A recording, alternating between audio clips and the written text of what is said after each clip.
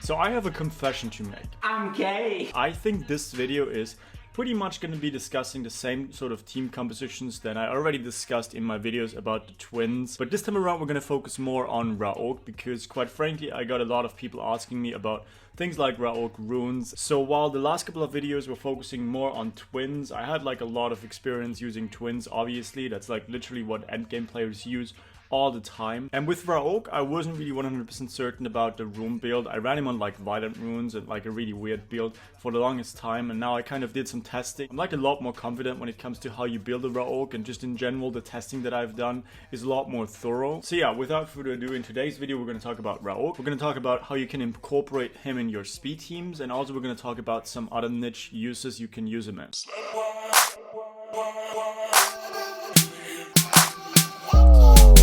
So I think the way we're going to do today's video is going to be, I'm just going to show you guys the speed teams that I'm actually using in my runs. Like I said, those are going to be the same teams that I had with my twins, but I'm going to go more in depth when it comes to the actual like use of RAOQ and why this whole team works. And also on top of that, I did have a couple of you guys complain that of course not everyone has 4 twins. So because of that reason, we're going to talk about some other team comps. With that said, there are pretty much 2 units, especially for Dragons B10, as you guys can see in the background right now. And the 2 most important units when you want to incorporate it with the RAOQ for Dragons B10 in particular are going to be Shaina, so that's the Fire Chakram Dancer, and also Sabrina, because there's no substitute for Sabrina. The fire one, she stuns too much and does way too little damage. The wind one, of course, has element disadvantage. And for the light and dark one, I think, yeah, of course, if you had those, you could probably use those as well. I personally don't have those, but if you do, I think the dark one is probably even better than Sabrina. So that might be something that's worth considering. I just don't have any experience with that. But pretty much the whole idea of these sort of team comps, it's going to be Shaina moving first, and her AI, it sometimes derps, but like speaking in general, her AI usually uses the second skill first. And with the speed tuning of my team, I got my RAOQ moving second, and basically what he does is just one-shot all of the trash mobs. Pretty much the only unit that you're not going to be able to one-shot is going to be the actual boss of the second stage of this fight. And even then, if you team up with, let's say, a Talia and a Sabrina, you probably are actually going to kill that. And that is like one of the safest and most consistent ways to deal with trash stages of those Caiross dungeons, because let's say you're running a Galleon and a Lucian combo, like especially Necro B10 for instance, units actually derp quite a lot, and it kind of fluctuates your times by quite a bit. So you're going to have about like 10 runs out of 100 that actually go smooth, but all the other ones kind of are in this gray area, with a couple of those where your Lucian just uses amp magic on the last wave when there's just like 1 unit left on the field. It just feels really bad. While the rune requirements are, I wouldn't say very low, it's like mediocre. It's like not the easiest team to get into, but it's pretty good when you actually have it set up. And yeah, the consistency is just overwhelming. I'm basically fluctuating between like 5 seconds, which is just crazy for a speed team. So that team is pretty much the fastest team that I personally on my own account can utilize to farm Caiross dungeons. But of course there are like alternatives that are slightly safer but maybe a little bit slower, and I kind of want to talk about that just to kind of get you guys into the right mindset. Now of course, as you guys can probably tell from the background footage, I'm not using a Vadahal, and that's obviously one of the strongest units to run in Dragons B10. The turn advantage that Vadahal gives you is just completely crazy, especially with twins, who are usually pretty slow units. So because of that reason, what you can do if you do not have quad twins, which I'm sure not all of you guys have that, and even if you do, like chances are you don't have all of them built. And I think Vadahal is a really good alternative, especially if you pair him up with a RAOQ. It's sort of like a hybrid mixture between like running Tark teams like back in the old days and running like twins nowadays. And I think on that note, if you do not have a Sabrina, if you do not have a Shaina, like using Galleon and a RAOQ with a Vadahal in combination does work as well. But like I said, this is not going to be a very safe team. And on top of that, it's also not going to be very consistent. Galleon derps quite a bit, and even if he does not derp, just the sheer amount of cooldowns that he has on his 3rd skill compared to, let's say, Shaina. I think she has like 1 turn less cooldown on her 2nd skill. I mean, of course, it's slightly less overpowered for like PvE than Galleons, but you don't really need the attack buff in the first place. But technically, if you want to get a speed team without using Shaina, if you want to get a speed team without using Sabrina, there's still other ways to go about things. It's just way less consistent. So on that note, might as well just kind of mention the monsters that you might want to consider using in speed teams, and also kind of give you guys the reasons why I personally don't like using them too much and why I think certain monsters are outdated, and also which sort of monsters you can substitute them in if you don't have like quad twins. So we already talked about how Vadahal is one of the best units for this team. You're also going to see a lot of people using Tark. Now with Tark, it's slightly less consistent than with the RAOQ, since the RAOQ's passive kind of refreshes his cooldowns and makes it just really consistent if you have armor break on all of your opponents. It's still pretty good. The main issue that you're going to have with the Tark is just going to be his space speed is a little bit too much, which is going to make it a lot harder to actually speed tune. And speed tuning is like way more important than actual rune quality. I mean, of course, rune quality is really important as well, but once you get certain stat thresholds, it's all about who moves first in your team comp and also cycling cooldowns. That's Vadahal, that's Tark. Another monster that I want to discuss, especially in Dragons B10, is going to be Lucian. Now, I know some of you guys are going to be like, who would use a Lucian? But it's actually quite a lot of people. If you look at like the rankings, most of those endgame players, they just use Lucians either way. They run it on 100% crit rate and have like a couple of fight sets in their teams.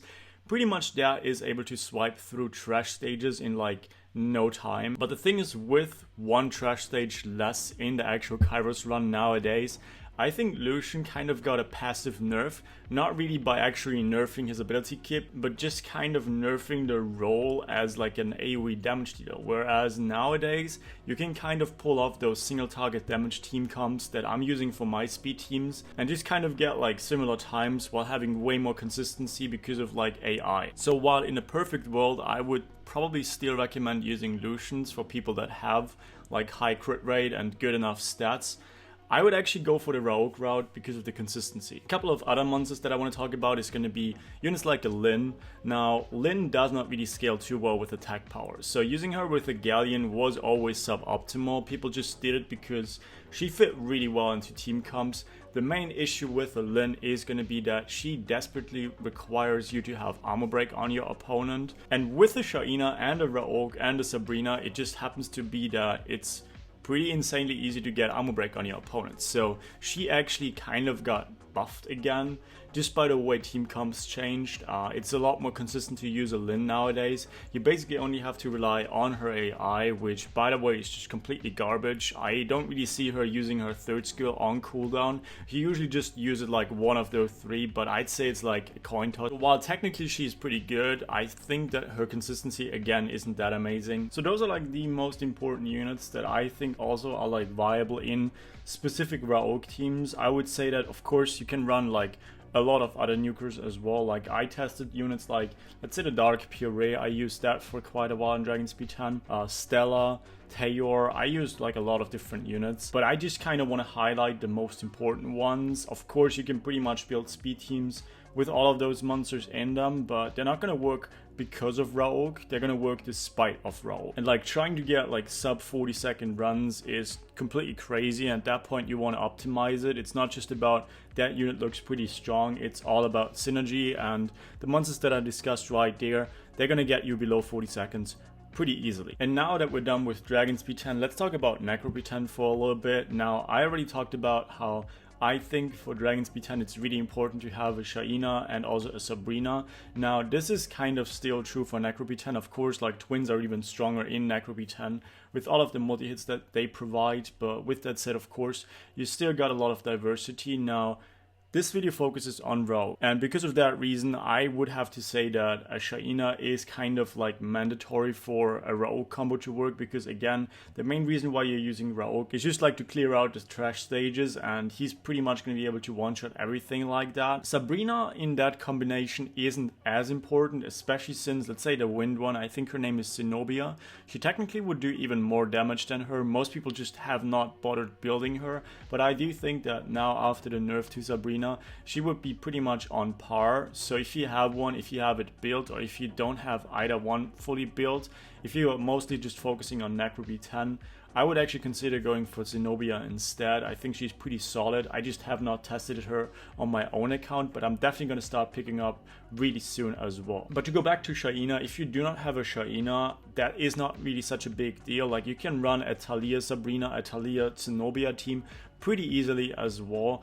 But since this video focuses heavily on RAOQ, so if you want to insist on using RAOQ, you have to have Shaina. Like I already talked about in the Dragons B10 part of this video, it's pretty much either going for a Shaina plus a RAOQ or going for AoE. So for like Necro B10, you pretty much got the option of going for like a Galleon plus a Wind Phoenix or Lucian. So as you guys can see, there is some variety in there, but there are certain core monsters that need to work with one another. Otherwise, you kind of just trying to take a lot of eggs from like a lot of different baskets, and it's just not going to work out as consistently. And if you have paid attention to the runs in the background, I'm pretty much using the same speed team for Necro B10 as I am in Dragons B10.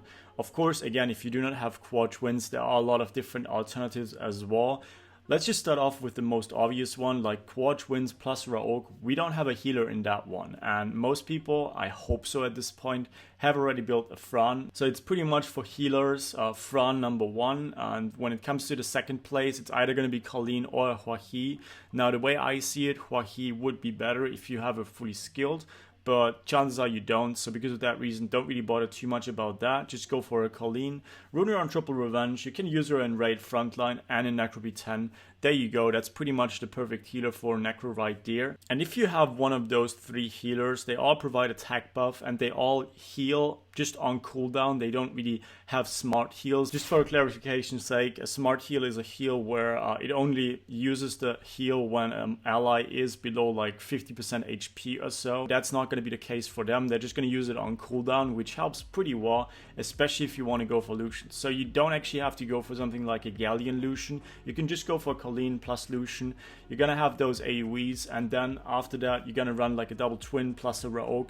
It's not going to be that insane, but it's still going to work out. Another monster that I just want to quickly discuss is going to be Liches. Now, I think the best debuff for this dungeon is going to be the slow debuff. I mean, of course, you want to have armor break in your team comp as well, but that's kind of obvious. But outside of all of the other debuffs, it's not going to be branding, it's not going to be heal break, it's not going to be attack break. The slow debuff is going to allow you to get a couple of turns in before the boss actually moves. It's pretty much the same as attack speed buff, which that's kind of like the mechanic of the Necro boss. It caps your speed, but once you actually reach that cap, you can still buff or nerf your opponent's speed, and that's going to actually impact the amount of turns that you're getting. So Liches on paper are really good for Necro B10. Don't really synergize too well with the RAOQ, since you kind of want to have armor break on your first skill to actually get the most bang for your buck. But I just wanted to put that out there, like Liches are still pretty good, just very hard to rune, a lot higher stat requirements and a little bit less consistent. Now with all of the theory out of the way, let's just take some time and actually discuss RAOQ and his rune builds that you can choose from. Now, I think, personally, he really doesn't deserve, like, your best rune sets. He is pretty situational. You can use him in your farming team comps, but, like you guys can probably tell, it's very, very easy to actually get those stat requirements just from watching the background footage. And above that, he's pretty much just like a situational pick in RTA. You can use him in Gear War every once in a while, but it's not like such an amazing pick for most situations. So because of that reason, I on my own account decided to go for something like a Swift Blade build. That's really consistent, and that's a build that you guys, as like a mid-game player, you probably will be able to pull that off as well. I didn't even give him like insane runes. Like I said in my last video where I showcased his runes, this rune, like I don't feel like maxing this one, even though of course that would actually increase his effectivity by like a couple of percentage points. It's still like good enough for me to just keep it the way it is. I'm going for like attack percentage, crit damage and attack percentage. Of course you can go for like fatal blade with speed slot 2 instead of attack percentage. It's all about getting those stats. Those are the stats that I'm going for on my own RAOQ. Now again, you want to go for consistency, so that means you want to have high crit rate, you want to have him speed tuned, and for the crit damage and the attack, I actually genuinely feel like I have a little bit too much. I'm gonna keep him that way. I feel like he's solid the way he is, but I think you can have like 30% less crit rate and still do the job just fine, because basically it's gonna boil down to, does your Shaina actually land the armor breaks? If she does not, chances are you won't be able to kill them, and if she does, because of that reason, while it is amazing to have like accuracy on your RAOQ, the cap would be like around 45%. That's gonna be like one of the last stats that you want to look for. It's gonna allow you to set up for your other twins and things like that, but like I already said, if you actually want to use him in like a triple twin, quad twin team comp, chances are you already have like a bunch of units applying armor break, and you don't really need him to actually go for that one. You mainly just use him for that consistent damage to get through those waves and let your twins deal with the actual boss fight. And I think I'm not going to showcase any of my other runes. I already made one video specifically about twins, and I actually don't want my videos to get too long. Those should be like short and sweet. And I hope you guys found it somewhat educational. I hope you guys kind of got the idea of how I utilize my RAOQ, how I make him work in my own speed teams, but also how you can make him work in like hybrid team comps. I think you can like start picking him up once you reach like late mid game. He's gonna definitely decrease the times of your dragons and necro runs by quite a lot. Another thing that I should have mentioned is gonna be that mine is actually not built, like it's not scaled up at all. Of course I would recommend that if you have those skill ups. I personally, as an end game player, I make it work like that already, so I don't really see the point. But of course, if you like mid game, he's definitely not a unit that I would like just slack out on. I think he's definitely deserving of skill up. So just fucking show him some appreciation. And while we're on the topic of appreciation, fucking leave a like on this video. Lately, my likes have been going crazy. Actually, it really does help my videos. I've been getting like 500, 600 subscribers over the last like 2 weeks now, which feels good. Feels good to get some like appreciation for all of the energy that I put in my videos. I'm also currently working on a second episode to my dimensional hole guides. This time around talking about the beasts. I'm also working on some elemental rift guides. If you guys want to be up to date on those, definitely also make sure to subscribe with notifications. And until then, see you guys in the next video. Bye!